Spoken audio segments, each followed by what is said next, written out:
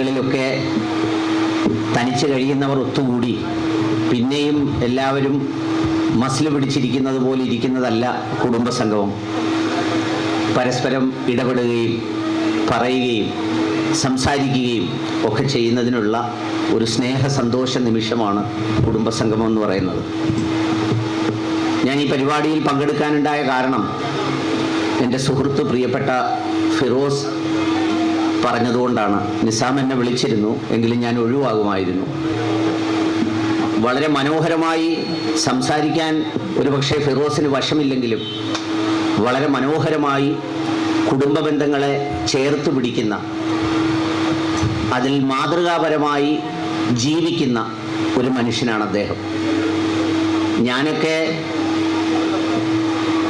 വളരെ കാർക്കശ്യഭാവത്തിൽ ഉറക്ക പലതും പറയുകയും എതിർക്കുന്നതിനെ നേരിട്ട് എതിർക്കുകയും അത് കുടുംബത്തിനകത്തായാലും പുറത്തായാലും സംസാരിക്കുകയും ഒക്കെ ചെയ്തിരുന്ന ഒരു കാലം എനിക്കുണ്ടായിരുന്നു. കുടുംബം എന്ന് പറയുന്നത് ഈ ഒരു മാവ് പോലെ ആണെങ്കിൽ എനിക്ക് എന്തെങ്കിലും അസ്വസ്ഥത ഇതിനകത്ത് തോന്നിയാൽ ഇതിനെ പറ്റേ മുറിച്ച് കളഞ്ഞ് ആ കുറ്റിയുടെ പുറത്ത് കയറി ഇരിക്കണം എന്ന് 10 വർഷം മുമ്പ് വിശ്വസിച്ചിരുന്ന ഒരാളാണ് ഞാൻ. അക്കാര്യത്തിൽ എൻ്റെ ഗുരു ഫിറോസാണ് എൻ്റെ ചിന്തകളെ മാറ്റിമറിച്ചത്.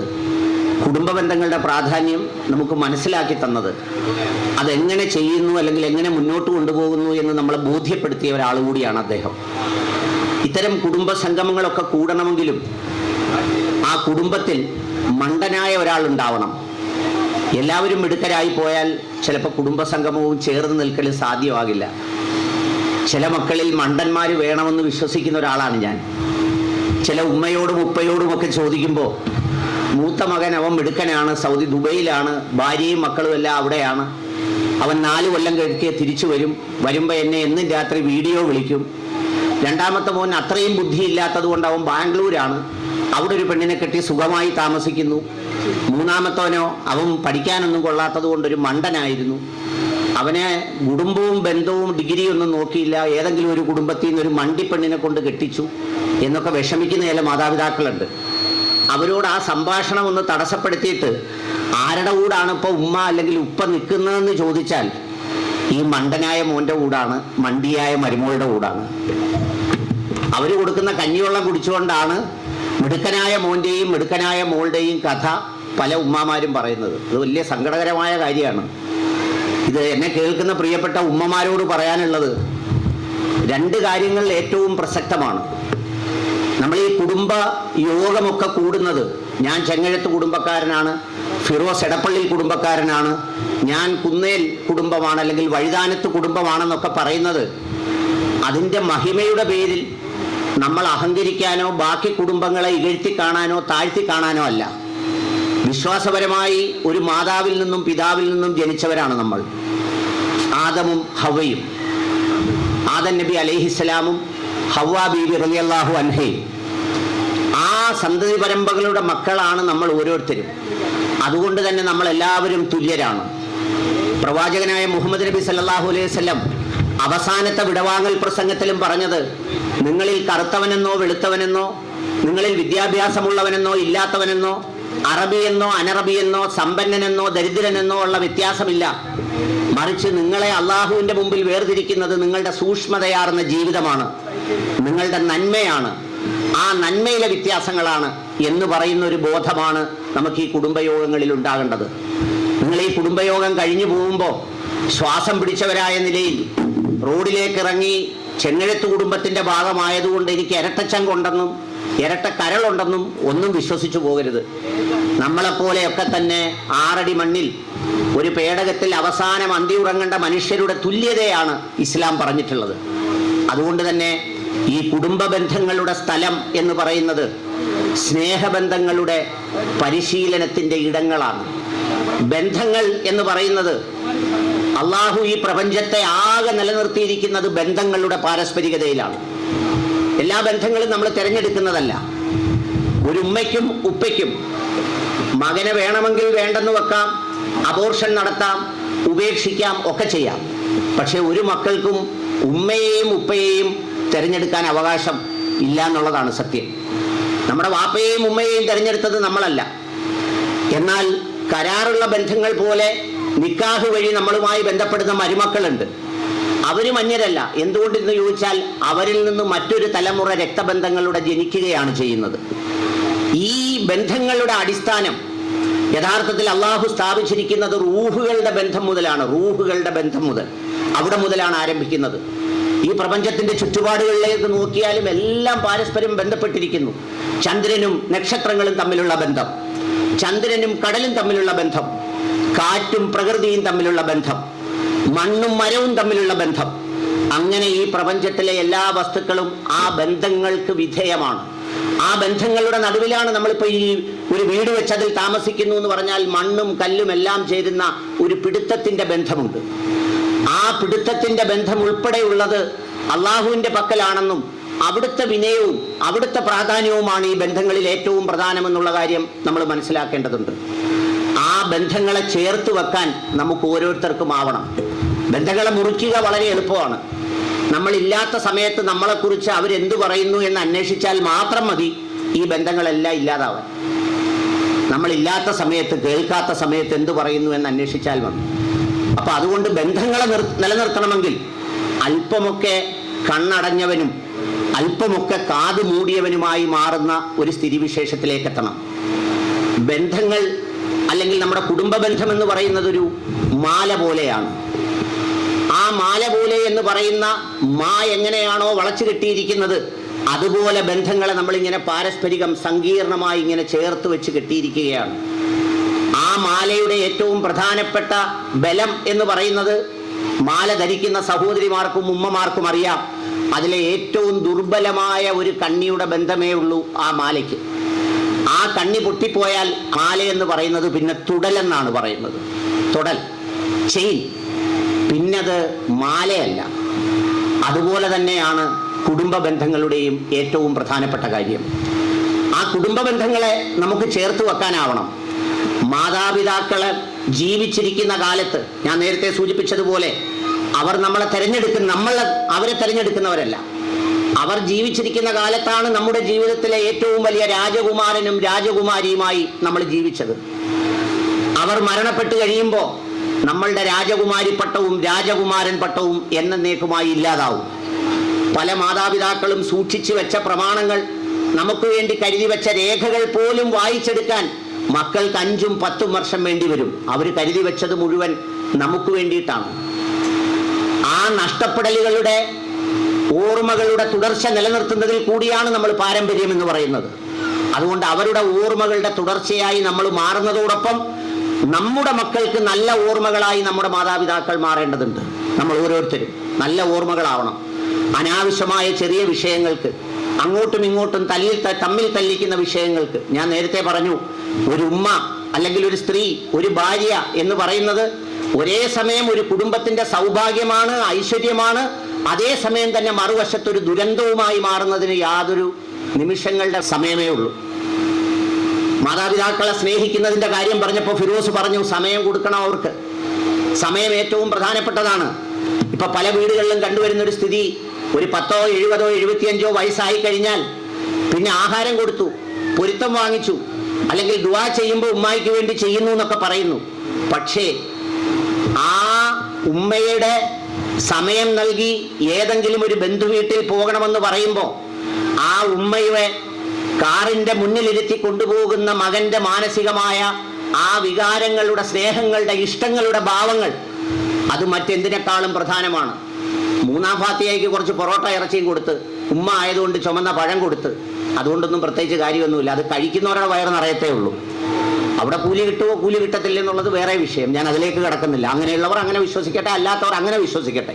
പക്ഷെ ഒരു കാര്യമുള്ളത്, ഈ ജീവിച്ചിരിക്കുമ്പോൾ ഈ ഉമ്മയെ ചേർത്ത് പിടിക്കലും അവരെ ഒന്ന് കൊഞ്ചിക്കലും, അവർക്കൊരു പാട്ടിഷ്ടമാണെങ്കിൽ ഒരു മാപ്പിളപ്പാട്ട് അവരുടെ ചെവിയിൽ പാടലും, അല്ലെങ്കിൽ അവരെ സന്തോഷത്തോടെ ഒന്ന് ചേർത്ത് പിടിക്കലും, ഒരു ഐസ്ക്രീം ഇഷ്ടമാണെങ്കിൽ ആ ഐസ്ക്രീം അവർക്ക് വാങ്ങിച്ചു കൊണ്ടു കൊടുത്ത് അവർ നുണഞ്ഞിറക്കുന്നത്, നമ്മുടെ മക്കൾ കഴിക്കുമ്പോൾ നമ്മൾ എങ്ങനെ സന്തോഷത്തോടെ നോക്കി നിൽക്കുന്നോ അതേ ഭാവത്തിൽ നോക്കി നിൽക്കുന്ന മക്കളായി നമ്മൾ മാറുന്നുവെങ്കിൽ നമ്മുടെ ഹൃദയത്തിൽ അവരോടുള്ള സ്നേഹമുണ്ട്, ഇഷ്ടമുണ്ട്. അത്തരം കാര്യങ്ങളെ നമുക്ക് ചേർത്ത് വെക്കാനാവണം. അവിടെ ഭാര്യ ഭർത്താവിനോട് അങ്ങോട്ട് പറയണം, ഇക്കാ നമ്മൾ പോകുന്നിടത്ത് ഉമ്മയും കൂടി കൊണ്ടുപോണ്ടേ, ഉമ്മയുടെ ബന്ധുവല്ലേ, ഉമ്മയും കൂടെ വരട്ടെ എന്ന് പറയുന്നതിനപ്പുറം ആ ചരക്ക് ഇവിടെ ഇരിക്കട്ടെ എന്ന് ഇക്കാലത്ത് പറഞ്ഞു കൊടുക്കരുത്, കൂടി കൊണ്ടുപോകണം. എന്നിട്ട് അന്നത്തെ ദിവസം കാറിൽ കയറുമ്പോൾ ഭാര്യയൊന്ന് പുറയിൽ ഇരുന്ന് കൊടുക്കണം. എൻ്റെ ഇക്കാടെ കൂടെ എപ്പോഴും മുന്നിലേ ഇരിക്കത്തുള്ളൂ എന്ന് പറയുമ്പോൾ ഇക്ക മരിച്ചു പോകുമ്പോഴും അതുപോലെ ഇക്കാടെ കൂടെ കബറി പോവുമോ? ഒരു ഭാര്യ ഭയങ്കര സ്നേഹമായിരുന്നു ഭർത്താവിനോട്. ഉമ്മയും വേണ്ട, വാപ്പയും വേണ്ട, സഹോദരങ്ങളും വേണ്ട, ഒന്നും വേണ്ട. എല്ലാവരിൽ നിന്നും അകറ്റി ഭർത്താവിനെ അവിടെ എടുത്തു കൊണ്ടുവന്ന് താമസിപ്പിച്ചു. അവിടെ താമസിപ്പിച്ചു കഴിഞ്ഞ് ഭർത്താവ് മരിച്ചു. രാത്രിയായപ്പം ബന്ധുക്കൾ എല്ലാവരും കൂടെ പറഞ്ഞു, നിങ്ങൾ തമ്മിൽ വലിയ സ്നേഹത്തെ ജീവിച്ചതല്ലേ, മറ്റാരും ഇല്ലാതെ ഒറ്റയ്ക്ക് ജീവിച്ചതല്ലേ, ഇക്കാടെ കൂടല്ലേ കിടന്നിട്ടുള്ളൂ, അതുകൊണ്ട് ഞങ്ങളെല്ലാവരും അങ്ങ് പോവുക, ഇക്കാടെ കൂടെ മോളിരി എന്ന് പറഞ്ഞാൽ മോളെന്തോ പറയും? സംഗതിയൊക്കെ ശരിയാ, ഞങ്ങൾ വലിയ ഇഷ്ടമൊക്കെ ആയിരുന്നു, പക്ഷെ എനിക്കിപ്പോൾ പേടിയാവുന്നു, നിങ്ങൾ പോയാൽ ഞാനിവിടെ അങ്ങ് വരുമെന്ന് പറയും. കൂടെ പോവോ? ചില ഭാര്യമാർ അല്ല വിളിച്ച് അയ്യോ കൊണ്ടുപോകല്ലേ കൊണ്ടുപോകല്ലേ എന്നും പറഞ്ഞ് മയ്യത്ത് കൊണ്ടുപോകുമ്പോൾ ബഹളം വെക്കും. എന്നാ മയ്യത്ത് അവിടെ വെച്ചിട്ട് തിരിച്ചവരിഞ്ഞ് വരിക, എന്നാ വാ നീ ഇവിടെ വാ, അടുത്ത സന്തോഷം എടുത്തുകൊണ്ട് വരാമെന്ന് പറഞ്ഞാൽ പറയും അല്ല നിങ്ങൾ പോയിക്കോ, പിന്നെ ഞാനങ്ങ് വരാമെന്ന് പറയും. അപ്പൊ ഈ ബന്ധങ്ങളിലൊക്കെ അങ്ങനെയുള്ളൊരു പ്രത്യേകതയുണ്ട്. അതുകൊണ്ട് അവരെ കൂടി ചേർത്ത് പിടിക്കാനാവണം. തീരുന്നില്ല. അതിന്റെ മറുവശം ഉമ്മയ്ക്കും വാപ്പയ്ക്കും ഒരു ദൗത്യമുണ്ട്. ഉമ്മയ്ക്കും വാപ്പയ്ക്കുമുള്ള ദൗത്യം എന്താ? ഈ മക്കളെ തമ്മിലടിപ്പിക്കുന്നതിൽ അങ്ങോട്ടും ഇങ്ങോട്ടും കൊതിയും നുണയും പറഞ്ഞ് അവൻ അത് തന്നു മറ്റോൾ ഇത് തന്നു എന്ന് പറഞ്ഞ് കുടുംബ ബന്ധങ്ങളെ മുറിക്കാൻ ഉമ്മയും വാപ്പയും നിൽക്കാതിരിക്കണമെന്നുള്ള ബാധ്യത കൂടി ഉമ്മയ്ക്കും വാപ്പയ്ക്കും ഉണ്ട്. ഞാൻ നേരത്തെ പറഞ്ഞതുപോലെ നോക്കുന്ന മരുമോളുടെ മോണയ്ക്കൊരു കുത്തും ദൂരെ ഇരിക്കുന്ന മരുമോളുടെ മഹത്വവും പറയുന്ന മാതാപിതാക്കളായി നമ്മൾ മാറരുത്. എല്ലാ മരുമക്കളെയും തുല്യമായി കാണണം. എല്ലാ മരുമക്കളെയും നമ്മുടെ മക്കളെപ്പോലെ ഒരുപോലെ നമുക്ക് സ്നേഹിക്കാൻ കഴിയണം. അതല്ലാതെ കഞ്ഞി വെച്ച് തരുന്നവളെ കുറിച്ച് കുറ്റം പറയുകയും അവളുടെ കുടുംബത്തെ താഴ്ത്തി പറയുകയും അവളുടെ കൊതിയും നുണയും ഇതുവരെ കണ്ടിട്ടില്ലാത്ത മരുമോക്ക് പറഞ്ഞു കൊടുക്കുകയും ചെയ്യുന്ന ഏർപ്പാട് ദയവായി ഉമ്മമാരും ഉപ്പമാരും നിർത്തിയും വേണം. അതുപോലെ കാറിന്റെ മുമ്പിലിരുത്തി എവിടെങ്കിലും കൊണ്ടുപോകുന്ന വീട്ടിൽ ഈ കൊണ്ടുപോകുന്ന മോന്റെ കുറ്റം തന്നെ അവിടെ പോയി പറഞ്ഞു കൊടുക്കരുത്. അപ്പൊ അവൻ പിന്നെ എന്ത് ചെയ്യും? ഇനി പോവും വീട്ടിൽ ഇരിക്കട്ടെ എന്ന് വിചാരിക്കും. ഒരു പ്രത്യേക ഘട്ടം കഴിയുമ്പോൾ ജീവിതത്തിൽ നിങ്ങളൊക്കെ രാജാക്കന്മാരായിരുന്നു, മഹാപോരാളികളായിരുന്നു, നമ്മളൊക്കെയാണ്. പക്ഷെ ഒരു പിടുത്തം വിട്ട് കഴിയുമ്പോൾ പിന്നെ പെട്ടെന്ന് അള്ളാഹയും റസൂലിനെയും ഖുർആനെയും പിടിച്ച് നമ്മളങ്ങ് ചുരുണ്ടോണം. പിന്നെ നമ്മൾ അതിനപ്പുറത്ത് അധികാരം മുഴുവൻ പിടിച്ചെടുത്ത് ഇതെല്ലാം ശരിയാക്കാൻ പണ്ട് ഞാൻ 50 പേരെ കൊന്ന ഒരു മരുമോളായിരുന്നു എന്ന് വിചാരിച്ച് 75-ാം വയസ്സിൽ നിങ്ങൾക്ക് 50 പേരെ കൊല്ലുന്ന മരുമോളൊന്നും ആകാനൊക്കത്തില്ല. അപ്പം മരുമോളും മോനൂടെ ഭരണിക്കകത്ത് അടച്ചു കളയും. അപ്പം അതുകൊണ്ട് ആ മറുവശവും നിങ്ങളെപ്പോഴും സൂക്ഷിക്കണം. എന്ന് പറഞ്ഞാൽ വളരെ ആരോഗ്യകരമായ ഒരു ബന്ധം നിലനിർത്തിക്കൊണ്ട് പോകുന്നതിന് ഈ പാരസ്പരികതയുടെ ഒരു പ്രധാനപ്പെട്ട കാര്യമുണ്ട്. പിന്നെ എനിക്ക് മുമ്പൂടെ സംസാരിച്ച പ്രിയപ്പെട്ട സുഹൃത്ത് യൂസുഫ് സലീം പറഞ്ഞു, ഇത്തരം കാര്യങ്ങളിലൊക്കെ കുടുംബ ബന്ധങ്ങൾ നിലനിന്ന് പോകണമെങ്കിൽ മാർഗവും മനസാക്ഷിയും ഉള്ളവരൊക്കെ കുറച്ച് ഗാന്ധിയന്മാരോടാവണം. ഗാന്ധിയന്മാരെന്ന് പറഞ്ഞാൽ എന്താ? മഹാത്മാഗാന്ധിയെ കൂട്ട് മുട്ടയടിക്കണമെന്നും കണ്ണാടി ഇടണമെന്നും തോർത്തെടുത്തോണ്ട് നടക്കണമെന്നും അല്ല പറഞ്ഞത്. തുട്ടിറക്കി വിട്ടിച്ചിരിയൊക്കെ കളിപ്പിക്കാൻ തയ്യാറാവണം. ആരെങ്കിലുമൊക്കെ ബുദ്ധിമുട്ടുള്ളവരുണ്ടെങ്കിൽ അവർക്ക് എന്തെങ്കിലുമൊക്കെ കൊടുക്കണം. ഉപദേശം മാത്രം കൊടുത്താൽ പോരാ. കടവും ബാധ്യതയുള്ള ഒരു അനിയനുണ്ട്. ചേട്ടൻ സമ്പന്നനാണ്. അനിയനെ വിളിച്ചേച്ച് പറയുകയാണ്, നീ ഒരു പൈസ കടം വരുത്തരുത്, വരവിനനുസരിച്ച് നീ ചെലവാക്കിക്കോണം. എന്നിട്ട് അവൻ കടത്തിലാവുമ്പോൾ പറയുക, ഞാൻ പറഞ്ഞ വാക്ക് ധിക്കരിച്ചത് കൊണ്ടാണ് അവിടെ ഇതെല്ലാം സംഭവിച്ചത്. എന്താ ഞാൻ പറഞ്ഞത്? ഒരു പൈസ കടം വരുത്തരുതെന്ന് ഞാൻ പറഞ്ഞു. ന്യായം മാത്രം പറയുന്ന ആളുകളായി മാറരുത്. കയ്യിലുള്ളത് എന്തെങ്കിലുമൊക്കെ ആളുകളെ സഹായിക്കാനാവണം. ഇപ്പൊ ആരോ പോകുമ്പോൾ കൈ രണ്ടും പുറത്തോട്ട് നീട്ടി വെച്ചോണ്ട് പോയെന്ന് പറഞ്ഞു. അത് കാണുമ്പോൾ യൂസുഫ് സാഹിബ് പറഞ്ഞതുപോലെ ഞാൻ ഒന്നും കൊണ്ടുപോയില്ലെന്നും ഒരു അർത്ഥമുണ്ട്. രണ്ടിതെല്ലാം കിട്ടിയിട്ട് മുഴുക്കാതെ മയ്യത്ത് കെട്ടിലേക്ക് കിടക്കുമ്പോഴും ആ കൈ നീട്ടി വെച്ചോണ്ടിരിക്കുക, പിന്നെയും വാരിക്കൊണ്ട് പോകാൻ ശ്രമിക്കുകയാണെന്ന ആളുകൾ പറയുന്നത് ജീവിച്ചിരിക്കുമ്പോൾ നമ്മുടെ പ്രവൃത്തി ഉണ്ടാകും. ജീവിതത്തിന്റെ തുടർച്ചയാ മരണവും. മരിക്കുന്നതോടുകൂടി ആരും മഹാനാവുന്നില്ല. 3-ാം ഭാഗത്ത് നടത്തിയാലും ആവത്തില്ല, 7 നടത്തിയാലും ആവത്തില്ല, 40 നടത്തിയാലും ആവത്തില്ല, 120 നടത്തിയാലും ആവത്തില്ല. ജീവിച്ചിരിക്കുന്നതിന്റെ തുടർച്ചയാണ് മരണവും. ആ ജീവിച്ചിരിക്കുന്ന കാലത്ത് നമ്മൾ എന്ത് ചെയ്യുന്നു, ആ ചെയ്യുന്നതിന്റെ നന്മ ലഭിക്കുന്ന സ്ഥലമാണ് മരണാനന്തരമുള്ള ജീവിതം. ആ മരണാനന്തര ജീവിതത്തിലേക്ക് സമ്പാദിക്കാനും ശേഖരിക്കാനുമുള്ള സമയമാണ് മരണത്തിന് മുമ്പുള്ള ജീവിതം. ആ മരണത്തിന് മുമ്പുള്ള ജീവിതത്തിൽ സമാഹരിക്കാനും ശേഖരിക്കാനും ആദ്യം നീ സൂക്ഷിക്കേണ്ടത് നിന്റെ കുടുംബത്തിനകത്തുള്ള പ്രയാസപ്പെടുന്നവരെയും മറ്റുള്ളവരെയും സഹായിക്കുക എന്നുള്ളതാണ്. നമ്മൾ മരിച്ചു കഴിഞ്ഞ് വലിയൊരു മീസാങ്കല്ല് എഴുതി വെക്കും. ഇപ്പം ഞാൻ മരിച്ചു കഴിഞ്ഞാണെങ്കിൽ കുന്നേൽ പറമ്പിൽ, കോയാപ്പറമ്പിൽ, മറ്റേടുത്ത മുട്ടൈ കുന്നേൽ വട്ടത്തിൽ എഴുതി വെക്കും. ഹാജി ഇന്ന പരീദ് കുഞ്ഞ് സാഹിബ്. ഈ പേര് വായിക്കുമ്പം ആ വായിക്കുന്നവൻ്റെ മനസ്സിൽ പടച്ചോനെ എന്നെയൊക്കെ സഹായിക്കുന്ന ഒരാളാണ്, നീ കബറി പുറത്തു കൊടുക്കണേ എന്നും ചിന്തിക്കാം. തിരിച്ചിത് കാണുമ്പോൾ അറുത്ത് കൈക്ക് ഉപ്പ് കേൾക്കാത്തവനാണ്, ഇപ്പം അവൻ കബറിൽ പോയി കിടന്നതിന് ശേഷമാണ് ഈ നാട്ടിലൊരു സ്വസ്ഥത ഉണ്ടായത്, അങ്ങനെയും ചിന്തിക്കാം. അപ്പം ഏത് പേരിൽ മീസാങ്കല്ല് വെക്കണമെന്നുള്ളത് ജീവിച്ചിരിക്കുമ്പോൾ ആലോചിക്കണം. നമ്മുടെ ഇപ്പോഴത്തെ ഒരു കാലത്തൊക്കെ പറയുന്നത് എന്താ പറയുക, വാപ്പ മരിച്ചു കഴിഞ്ഞ് നല്ല നേരത്തെ മരണം, ചിരിച്ചുകൊണ്ട് കിടക്കുന്നു. എന്താ ചിരിച്ചുകൊണ്ട് കിടക്കാൻ കാരണം? മക്കൾ ആരെങ്കിലും ദുബായിലാണെങ്കിൽ വാപ്പായ ഐസ് പെട്ടി വെക്കും. അതിൻ്റെ ഡിഗ്രി എന്ന് പറയുന്നത് -5 ഡിഗ്രിയോ 4 ഡിഗ്രിയോ കണ്ട 2 ദിവസം അതിനകത്ത് ഇരുന്നാൽ ഏത് ദുഷ്ടനും ചിരിക്കും. ഇവിടെ ഇങ്ങനെ വലിഞ്ഞു മുറുകും. നമ്മൾ ഈ അയിലയൊക്കെ ഐസിലിട്ടത് വാങ്ങിക്കുമ്പം വാ വളർന്നിരിക്കുന്ന കണ്ടിട്ടില്ലേ? ആ ചിരി അല്ല ഈമാൻ്റെ ചിരി. നമ്മൾ ഈ ഐസ് പെട്ടിക്കകത്ത് വെച്ച് ചിരിക്കുന്നത് ഈമാൻ്റെ ചിരിയായിട്ടാണ് കാണുന്നത്. അപ്പം അതുകൊണ്ട് അങ്ങനെ ആകാതിരിക്കാൻ വേണ്ടി പ്രത്യേകം ശ്രദ്ധിക്കണം. നമുക്കൊക്കെ എന്തെങ്കിലും ഡിഗ്രിയോ ഇച്ചിരി സമ്പത്തോ മക്കൾ ആരെങ്കിലും MBBS അല്ലെങ്കിൽ അങ്ങനെയൊക്കെ ഉണ്ടായിക്കഴിഞ്ഞാൽ പിന്നെ നമ്മളെ വെച്ചിട്ട് ആരും ഇല്ലെന്നുള്ള രീതിയിൽ ഒരുതരം മസിൽ പിടിച്ച് ജീവിക്കുന്നത് പോലെ ജീവിച്ചിട്ട് ഒരു കാര്യവുമില്ല. നമ്മൾ ജീവിക്കുന്ന കാലത്തോളം മനുഷ്യരായി ജീവിക്കണം. മനുഷ്യൻ്റെ വികാരങ്ങൾ ഉൾക്കൊള്ളണം. കുടുംബ ബന്ധങ്ങൾ, അതിൻ്റെ പവിത്രതയും അതിൻ്റെ മൂല്യവും നമ്മൾക്ക് ഉൾക്കൊള്ളാൻ കഴിയണം. ആ കുടുംബ ബന്ധങ്ങളെ ചേർത്ത് പിടിക്കാൻ നമുക്കാവണം. അതിനുള്ള കുട്ടികൾക്കുള്ള പരിശീലനം കൂടി നമ്മുടെ ഈ കുടുംബങ്ങളിൽ നടത്തണം. അവർക്ക് നമ്മളെ കണ്ടാണ് ബോധ്യപ്പെടുന്നത്. ഇപ്പൊ എന്നെ കേൾക്കുന്ന ഒരുപാട് കുട്ടികളുണ്ട്. ആ കുട്ടികളൊന്നും ഈ പ്രസംഗം കേട്ടല്ല അവരിൽ മിത്രസ്നേഹവും കുടുംബസ്നേഹവും ഉണ്ടാകാൻ പോകുന്നത്. അങ്ങനെ വിചാരിച്ചെങ്കിൽ തെറ്റുപറ്റി. അവർ പഠിക്കാൻ പോകുന്നത് നിങ്ങളുടെ കുടുംബത്തിന്റെ അന്തരീക്ഷം കണ്ടാണ്.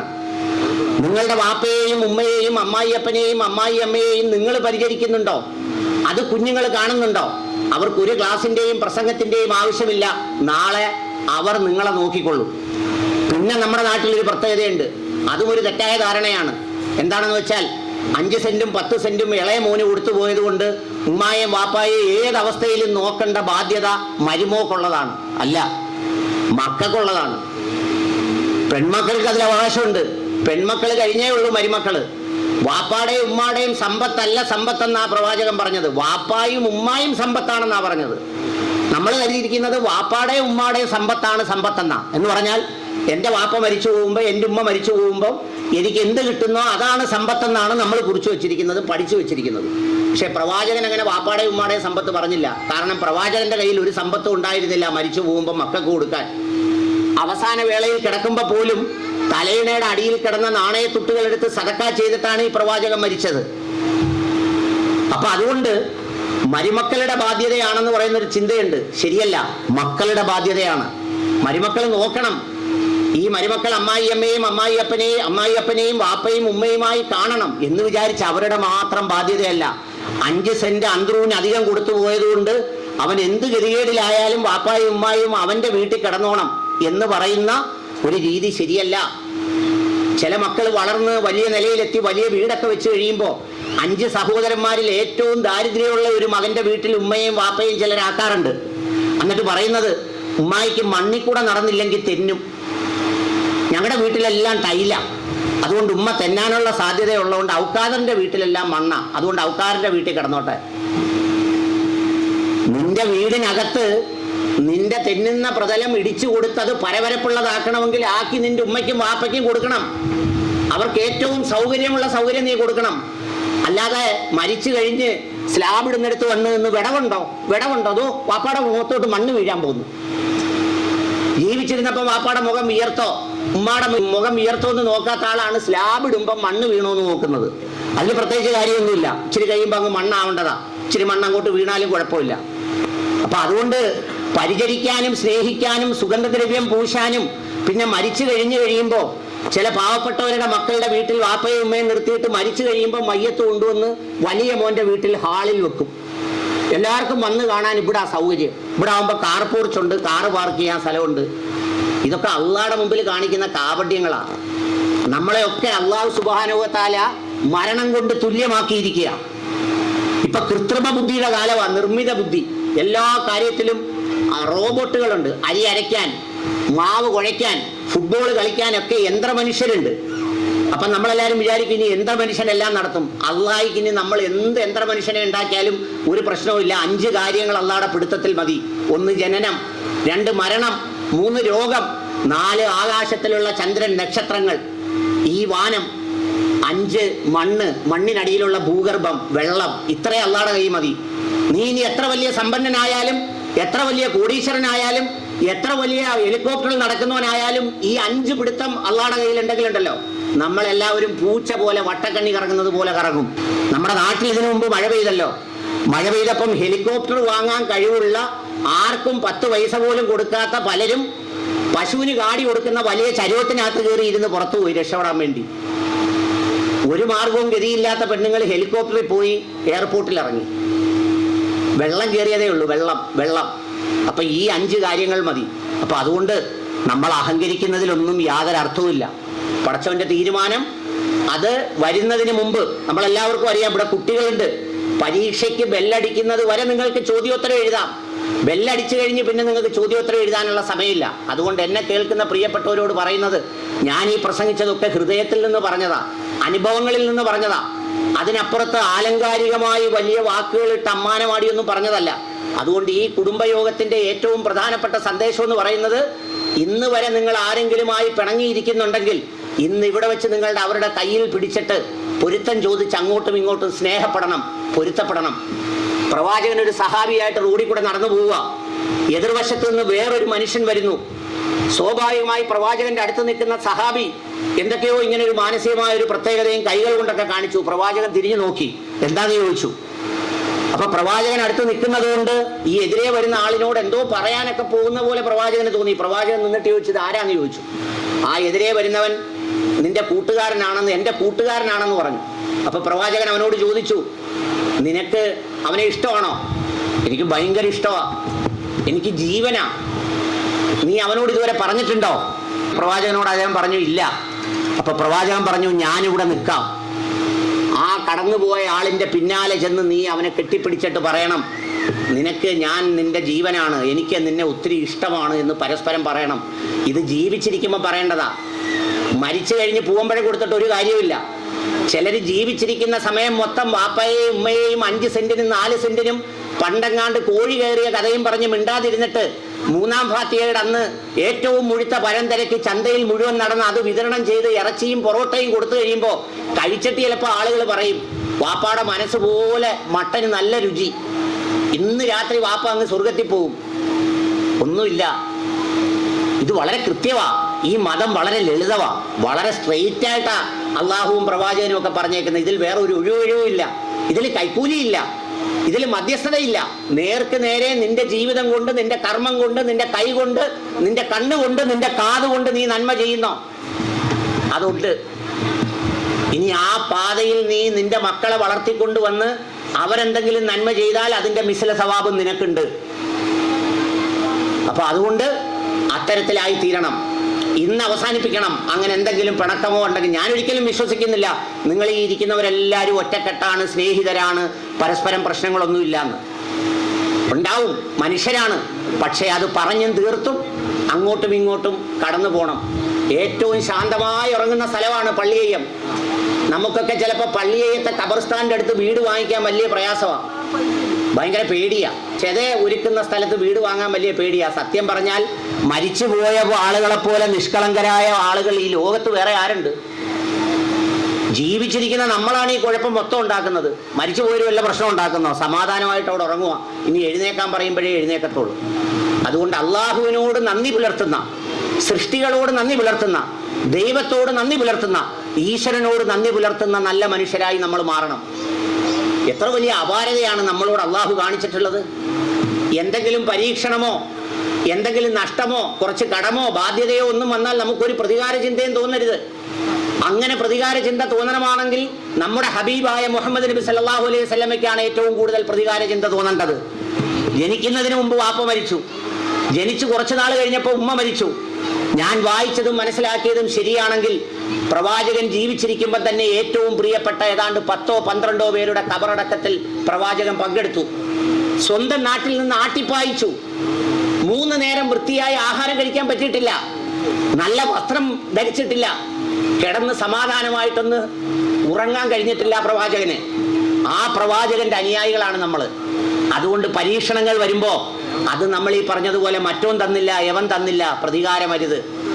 അള്ളാഹു നമ്മളെ സൃഷ്ടിച്ചിരിക്കുന്ന വലിയ അപാരതയോടെയാണ്. നിങ്ങളൊന്ന് ഓർത്തു നോക്കൂ. വയറൊഴിഞ്ഞാൽ വിശന്നെന്ന് തോന്നും. തലച്ചോറ് കാലിയായാൽ ആർക്കെങ്കിലും തോന്നിയിട്ടുണ്ടോ എൻ്റെ തലയിലൊന്നും ഇല്ലെന്ന്? പക്ഷെ വയറ് കാലിയായാൽ വയറ് തലച്ചോറിനോട് പറഞ്ഞ് നമ്മളെ അറിയിക്കും വിശക്കുന്നു. ആ വിശപ്പുള്ളത് കൊണ്ടാണ് നമ്മൾ ആഹാരം കഴിക്കുന്നത്. ആ ആഹാരം കഴിക്കുന്നത് കൊണ്ടാണ് കൃഷി ഉണ്ടാവുന്നത്. ആ കൃഷി ഉള്ളത് കൊണ്ടാണ് കർഷകൻ ജീവിക്കുന്നത്, അവന് വരുമാനം കിട്ടുന്നത്. ഒരു വിശപ്പെന്ന് പറയുന്ന സംഗതി എവിടം വരെ പോകുന്നു എന്ന് നോക്കിയേ. അങ്ങനെ ഓരോന്നും ചിന്തിച്ചാൽ, ഞാൻ ദീർഘിപ്പിക്കുന്നില്ല. അപ്പം അതുകൊണ്ട് കുടുംബ ബന്ധങ്ങൾ അങ്ങനെയാകണം. വെറുതെ ജാടയ്ക്കും പേരിനും ചെങ്ങഴുത്ത് കുടുംബം കൂടി. ഞാനിപ്പോൾ മനസ്സിലാക്കുന്നത് ഈ കൂട്ടത്തിൽ ഏറ്റവും മണ്ടൻ നിസാമാണെന്ന് തോന്നുന്നു ഇതിന് മണ്ടത്തരം കാണിച്ചത്. അങ്ങനെ ഒരു മണ്ടൻ ഉണ്ടാവണം എല്ലായിടവും. ഞാനിപ്പോൾ യവനോട് കൂടിയതിന് ശേഷമാണ് എൻ്റെ വീട്ടിലും കുടുംബയോഗം വെച്ചത്. സത്യം, യവൻ്റെ സ്നേഹവും അത് ചേർത്ത് പിടിക്കലും കണ്ടപ്പോൾ എനിക്ക് അസൂയ തോന്നി. നന്മകളിലാണ് നമുക്ക് അസൂയ തോന്നേണ്ടത്, അല്ലാതെ അവനിത്തിരി ഉണ്ടായതിലല്ല. അതിൽ സന്തോഷിക്കണം. അങ്ങനെ ഒരാൾക്കുണ്ടാകുന്നെങ്കിൽ സന്തോഷം. കാരണം അവൻ ദരിദ്രനായാൽ, നമ്മുടെ ഒരു കൂടപ്പുറപ്പ് ദരിദ്രനായാൽ എന്താ കാര്യം? നമ്മുടെ കയ്യിലൊന്നും കൊടുക്കാനില്ല. അവൻ സന്തോഷമായിട്ട് ജീവിക്കട്ടെ, തൃപ്തിപ്പെട്ട് ജീവിക്കണം, പൊരുത്തപ്പെട്ട് ജീവിക്കണം. എന്നും പാഴാങ്ങം പറയുന്ന, നമ്മളൊരുമാതിരി അടുപ്പൂതി എന്നൊക്കെ പറയത്തില്ലേ ചില ആളുകളെ, നേരം വെളുത്താൽ രാത്രി വരെ ഇല്ലായ്മ, അയ്യോ അങ്ങനില്ല ഇങ്ങനില്ല, മക്കളെല്ലാം അങ്ങനെ ആയെങ്കിലും പറയും മൂത്തോൻ അങ്ങനെ ഇളയോൻ ഇങ്ങനെ. അങ്ങനെ ഒന്നും നിരാശപ്പെടേണ്ട കാര്യമില്ല. നമ്മുടെ ജീവിതത്തിൽ അള്ളാഹ് തന്നിരിക്കുന്ന ആയുസ്സും ആരോഗ്യവും വളരെ ശക്തമായി നിലനിർത്തി നമുക്ക് ആരാധനാ കാര്യങ്ങൾ 5 കാര്യങ്ങളാണ് പറയുന്നത്. ആരാധനാ കാര്യങ്ങളാണ് 5 കാര്യങ്ങൾ. ഏറ്റവും അവസാനത്തത് ഹജ്ജാണ്. അതിൽ നമ്മൾ പോയിട്ടുള്ളവരുണ്ടാവും, ഹജ്ജുമ്മമാരുണ്ടാവും ഈ കൂട്ടത്തിൽ. ഈ ഹജ്ജുമ്മമാരായ ആളുകൾക്കറിയാം അവിടെ പോയി നമ്മൾ കർമ്മം ചെയ്യുക. 4ാമത്തെ ആരാധന എന്ന് പറയുന്നത് എന്താ? നോമ്പാണ്. എണ്ണമൊക്കെ ചിലപ്പോൾ തെറ്റിപ്പോവും. എന്നെ ഈ മുസ്ലിയാക്കന്മാർക്കൊക്കെ നോട്ടമായതുകൊണ്ട് തെറ്റിപ്പോയാലും നിങ്ങൾ പൊരുത്തപ്പെടണം. ചിലതൊക്കെ പറഞ്ഞു പോകുമ്പോൾ മറന്നു പോയാൽ എനിക്കെതിരെ വീഡിയോ ഇറങ്ങും. അപ്പോഴേ ഞാൻ ചെറിയ ആളൊന്നുമല്ല. അപ്പോൾ 4ാമത്തത് നോമ്പാണ്. നോമ്പിന് ഒരു രൂപമുണ്ട്. വിശക്കും, ഭക്ഷണം ഉപേക്ഷിക്കണം, നിസ്കരിക്കണം, നോമ്പെടുക്കണം, ദിക്ർ ചെല്ലണം. പിന്നുള്ള മറ്റൊന്ന് സക്കാത്താണ്. സക്കാത്ത് നമ്മൾ കൊടുക്കണം, കണക്ക് കൂട്ടി കൊടുക്കണം. അവിടെയുണ്ടൊരു പ്രശ്നം. ഫിത്ർ സക്കാത്ത് കൊടുക്കാൻ നമുക്ക് ഭയങ്കര ഇഷ്ടമാണ്. പിറ കാണുന്നതിന് മുമ്പേ തന്നെ ഓട്ടം തുടങ്ങും. നമ്മൾ സംഗതി ഫലത്തിൽ നോമ്പ് നഷ്ടപ്പെടുന്നതിൻ്റെ സങ്കടമൊക്കെ ഉണ്ടെന്ന് പറയുന്നെങ്കിലും നാളെ മറ്റന്നാളോ പിറ കാണാൻ പോകാന്ന് പറയുമ്പോൾ ഒരു ചെറിയ സന്തോഷമുണ്ട് ഉള്ളിൽ എല്ലാവരുടെയും. പണ്ടൊരാൾ അള്ളാഹുവിനോട് പ്രാർത്ഥിച്ചത്രേ, എന്നെ ഏതെങ്കിലും ഒരു വെള്ളിയാഴ്ച രാവിലെ ഒന്നുകൂടി നീ എന്നെ വിളിപ്പിക്കണേന്ന്. അന്ന് വ്യാഴാഴ്ചയായിരുന്നു. ആ സുബഹിക്ക് സുജൂദി കിടന്നപ്പോൾ മലക്ക് വന്നിട്ട് ചോദിച്ചെന്ന്, നീ എപ്പോഴും ദുആ ചെയ്യുന്നതല്ലേ, ഇപ്പോൾ അങ്ങ് വിളിക്കട്ടെ എന്ന്. അപ്പോൾ പറഞ്ഞത്, ചുമ്മാ പോണേ, ഞാൻ അന്നേരം അങ്ങോട്ട് പറഞ്ഞു എപ്പോഴെങ്കിലും പിടിക്കുമ്പോൾ ഉള്ള കാര്യമല്ലേ പറഞ്ഞു, പിറ്റേന്ന് തന്നെ ഇനി പിടിക്കാൻ വന്നോ എന്ന് ചോദിച്ച പോലെ. അപ്പോൾ ഫിത്ർ സക്കാത്ത് കൊടുക്കും, മറ്റേ സക്കാത്ത് കൊടുക്കുമ്പോൾ കണക്കെല്ലാം കൂടെ കൂട്ടിയും കുഴച്ച് വിട്ടങ്ങ് തെറ്റിക്കും. എനിക്ക് അവിടെ കടമുണ്ട്. ഇപ്പം നമ്മുടെ നാട്ടിലുള്ളവരെല്ലാം കടക്കാരാണ്. എന്താണെന്നറിയാമോ? ഒന്നിൻ്റെ കടം തീരുമ്പോൾ വേറൊരു 10 സെൻറ്റിനൂടെ അഡ്വാൻസ് കൊടുക്കും. എന്നിട്ട് എല്ലാവരുടെ അടുത്തും പറയും കടവാ, എൻ്റെ കടം കേട്ടാൽ നിങ്ങൾ കുഴഞ്ഞു പോകും. ഞാൻ എടപ്പള്ളിക്കോട്ടെ ഒരു കരാർ എഴുതിയേക്കുന്നു, അടുത്ത ആഴ്ച എഴുതിക്കേണ്ടതാ, ഇനി 1.5 കോടി വേണം. അപ്പോൾ ഈ വന്നോൻ 5000 രൂപക്കാരൻ കരഞ്ഞോണ്ടങ്ങ് പോകും. കാരണം അവൻ 1.5 കോടി ഇനിയും വേണമെന്നും പറഞ്ഞിരിക്കുക. അപ്പോൾ അത് സക്കാത്ത്. പിന്നെ 5 നേരത്തെ നിസ്കാരം. അതിന് മുമ്പൊരു സംഗതിയുണ്ട്. അത് അഷ്ഹദു അല്ലാ ഇലാഹ ഇല്ലല്ലാഹു അഷ്ഹദു അന്ന മുഹമ്മദ് റസൂലുള്ളാഹ്. അള്ളാഹുവിൻ്റെ ഏകത്വത്തിൽ വിശ്വസിക്കുക, അന്ത്യപ്രവാചകനാണെന്ന് മുഹമ്മദ് നബി സല്ലല്ലാഹു അലൈഹി വസല്ലമയെ അംഗീകരിക്കുക. അത് വിശ്വസിക്കുക എന്നാണ് നമ്മൾ പറയുന്നത്. അത് വിശ്വസിക്കൽ മാത്രമല്ല, ഈ 4 ആരാധനകളോടൊപ്പം ചേർത്ത് വെച്ച ഒരു ആരാധനാ കർമ്മമാണത്. കർമ്മം എന്ന് പറഞ്ഞാൽ അള്ളാഹു എപ്പോഴും എൻ്റെ കൂടെ ഉണ്ട്, അള്ളാഹുവിൻ്റെ കൂടെ ഞാൻ ജീവിക്കുന്നത്. മരിച്ചു പോവുക എന്ന് പറഞ്ഞാൽ എങ്ങനെയാ? മുറിക്കകത്തുനിന്ന് ഉമ്മായ മോൻ പിടിച്ച് പുറത്തോട്ട് ഇറക്കുന്നത് പോലെ അള്ളാഹ് നമ്മുടെ കൂടെ നിന്ന് പിടിച്ച് പള്ളിയത്തോട്ട് അങ്ങ് കൊണ്ടുവന്നു. അങ്ങനെയാണ് നമ്മൾ വിശ്വസിക്കേണ്ടത്. അപ്പോൾ ആ യാത്രയ്ക്ക് വേണ്ടി തയ്യാറെടുക്കൽ കൂടിയാണ് ഇതെല്ലാം. സന്തോഷമായിരിക്കട്ടെ, നിങ്ങൾക്ക് എല്ലാവർക്കും നന്മയുണ്ടാകട്ടെ. ഇത് പറഞ്ഞു കേട്ടപ്പോൾ പലരുടെയും കുടുംബത്തിൽ നടക്കുന്ന കാര്യമായതുകൊണ്ട് ഇത് ആരെങ്കിലും എന്നെ കൊണ്ട് പറഞ്ഞു പറയിച്ചാന്ന് നിങ്ങൾ വിചാരിക്കരുത്. കാരണം ഇത് പറഞ്ഞത് എന്നെക്കുറിച്ചാണല്ലോ എന്ന് ചിലപ്പോൾ ചിലർക്കൊക്കെ തോന്നും. നിങ്ങളെക്കുറിച്ചൊക്കെ തന്നെയാണ് പറഞ്ഞത്. കാരണം ഇതിൻ്റെ കൂട്ടത്തിൽ ജീവിക്കുന്നതുകൊണ്ട് എനിക്കറിയാം ഇതൊക്കെയാണ് ഇതിൻ്റെയൊക്കെ ഒരു മൊത്തത്തിലുള്ളൊരു വിഷയമൊന്നും. അപ്പോൾ അതുകൊണ്ട് അങ്ങനെ ആവണം. വെറുതെ പേരിന് ഒരുമിച്ചിരുത്തി ആഹാരമൊക്കെ കഴിഞ്ഞ് നിസാമ് കഷ്ടപ്പെട്ടതിന് ഒരു വില ഇല്ലാതെ പോകരുത്. ഈ സന്തോഷം അടുത്ത കുടുംബയോഗം വരെ നിൽക്കണം. എന്തെങ്കിലും ഒരു വിഷയം ഉണ്ടായാൽ പെട്ടെന്ന് ഫോൺ എടുത്ത് അങ്ങ് ആളുകളെ ഉടനെ വിളിച്ച് ഈ മരുമോടെ കുറ്റം വേറൊരു മരുമോടെ അടുത്ത് പറഞ്ഞു കളയരുത്. ഇച്ചിരി കഴിയുമ്പോൾ ആ വികാരം അങ്ങ് മാറും. ഇപ്പം ലൊഹറിന് ആ വഴക്കുണ്ടാകുന്നെങ്കിൽ ഇഷ കഴിഞ്ഞ് പറയാമെന്ന് വെക്കണം. അപ്പോഴത്തേക്ക് അങ്ങ് സ്നേഹമാവും. എന്തെങ്കിലും ഓട്സൊക്കെ കാച്ചിക്കൊണ്ട് കൊടുത്ത് കുടിക്കുമ്പോഴത്തേക്ക്. പക്ഷേ ഇല്ല, പറഞ്ഞ കാര്യം ഓഡിയോ ആയിട്ട് അവിടെ കിടക്കും. അപ്പോൾ അതുകൊണ്ട് അത് പ്രത്യേകം ശ്രദ്ധിക്കേണ്ടത് വളരെ അത്യാവശ്യമാണ്. പിന്നെ ഫോൺ വെച്ച് കഴിഞ്ഞ് പ്രായമായവരുടെ കയ്യിൽ ഫോണുണ്ട്, ഈ ഫോൺ ഏതെങ്കിലും മരുമക്കളെയോ മക്കളെയോ ഒക്കെ വിളിച്ചേച്ച് കട്ട് ചെയ്യാതെ പോക്കറ്റിലോട്ട് വെച്ചേച്ച് പിന്നെ കുറ്റം മൊത്തം എന്ന് പറയും. ഇത് മൊത്തം അവള് കേൾക്കും. അതുകൊണ്ട് കുറ്റം പറയുന്നെങ്കിലും പെട്ടെന്ന് പറയരുത്. ളുഹറിനാ വിളിക്കുന്നെങ്കിൽ അസറിന് പറയാമെന്ന് വെക്കണം. അപ്പം അതുകൊണ്ട് അത്തരം കാര്യങ്ങളോട് ഓർത്തിരിക്കണം. അള്ളാഹു അനുഗ്രഹിക്കട്ടെ, നന്നായിരിക്കട്ടെ.